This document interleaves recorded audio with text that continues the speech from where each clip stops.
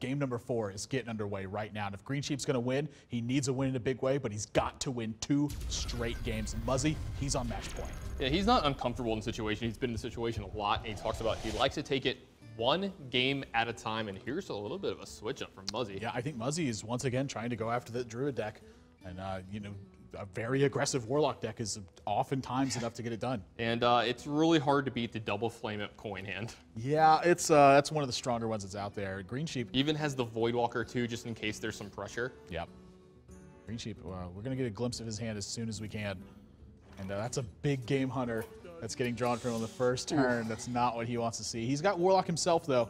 And so we'll get his perspective up as soon as we get this client issue Got to be a little resolved. more of a controlling Warlock deck, you would think, when you see something like Big Game Hunter. Yeah, and he's not going to be happy to see this opening hand. 2 Flame Imps are going to put a lot of pressure in this. Does have Dark Bomb to sort of fend off against a little bit of pressure. Yeah. But look, that's Dr. Boom, Big Game Hunter, and Mountain Giant in this hand. Like, when is he ever even going to have time to play these cards? He's going to be taking a lot of damage here from Muzzy for the first couple turns. There's a chance that life tapping is better than Dark Bombing here, because he may have, like, with a hand like this, it may be worth it to start taking the risk of just hoping you draw Molten Giants.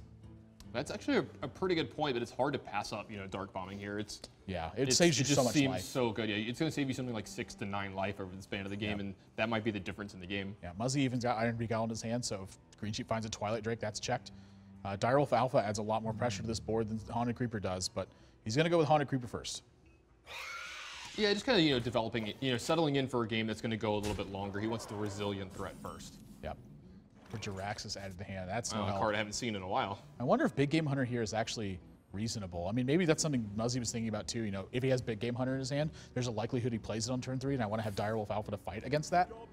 Yeah, Direwolf, ooh, that's a good pickup. Yeah, that one is needed in this game if he wants to win, but what a draw. Great draw from Muzzy as well. He could play an Imp Gang Boss and play around this Hellfire now. Yeah, let's see where his positioning works. You know, sort of something that I've noticed is that players continue to add stuff that, you know, creates minions to the left side of the board, so that way they can better manipulate how their future minions are played. And we're going to see. Yeah, that's something I think a lot of players don't, you know, pay enough attention to is minion placement, and it can be very, very big because every small fraction of a percent that you get in an advantage is gigantic when you're both such good players, like professional players. Yeah. Every little bitty advantage can swing an entire matchup. Not only that, but you know, the deck building is one of the hardest facets of the game. Finding the right builds, the right time. So a lot of the times, because your curve is so strong, your deck is built to have the decisions made for you in the early game. This is one of the spots where you can take advantage of that. Yeah. Any small little extra help is welcome from any player. Yeah, so Greensheep looking like he's going to Iron Beak Owl this turn. Which one does he hit, though? I think the Haunted Creeper is probably the better one, a bigger risk to be spawning threats in this spot. And I don't know if Muzzy's going to actually attack this Iron Beak Owl this turn. And if that doesn't happen, Greensheep is going to have a clean Hellfire turn.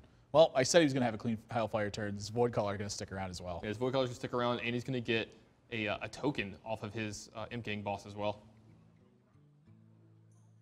So once again, figuring out. I mean, maybe he wants to life tap instead, but I think the damage is a lot in this situation. But the other thing he's got to think about here is how does the Molten Giant influence the way he wants to attack in this match? Yeah, I mean, he is getting that life total where sometimes you stop attacking, but it looks like Muzzy's just going to charge right through because he does have an Iron Beak Owl, so something like Molten Giant and some form of taunt were to come out, he can get through that. Yep.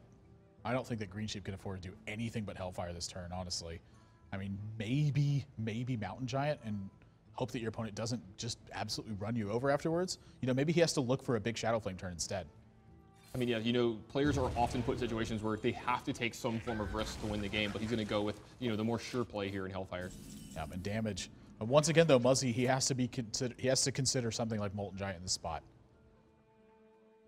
So how does he attack? I mean, with the Iron Beak Owl in his hand. Well, the way he attacked last turn, I have to believe he's just going to continue to push forward. Yeah, I don't think he's really got. I mean, looking at it the way his hand is right now, that's his win condition, is just pushing through damage.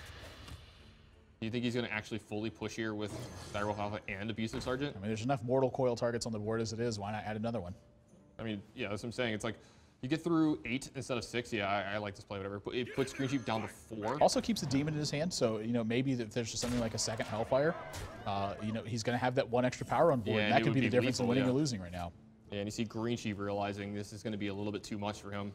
Yeah, Siphon Soul bring it up to 7, 3, 4, 5, 6, and then any point of damage is going to kill it afterwards.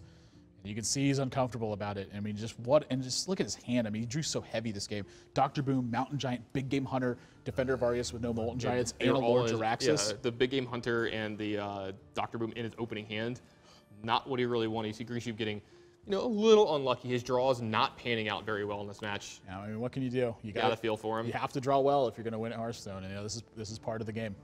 Draw well, play well. Yep, those are the two most important facets, I would say. Maybe not in that order, but yeah. Playing well definitely is first. I mean, I can play really bad with certain kinds of draws. Oh yeah. There's certain draws doesn't matter how you play. Yeah. Anti-Healbot not going to be enough. Looking for Molten Giant to hope he can taunt it up, but even Iron Beak Owl sitting in Muzzy's hand, trying to fend off the pressure as best as he can, just not the tools to do it.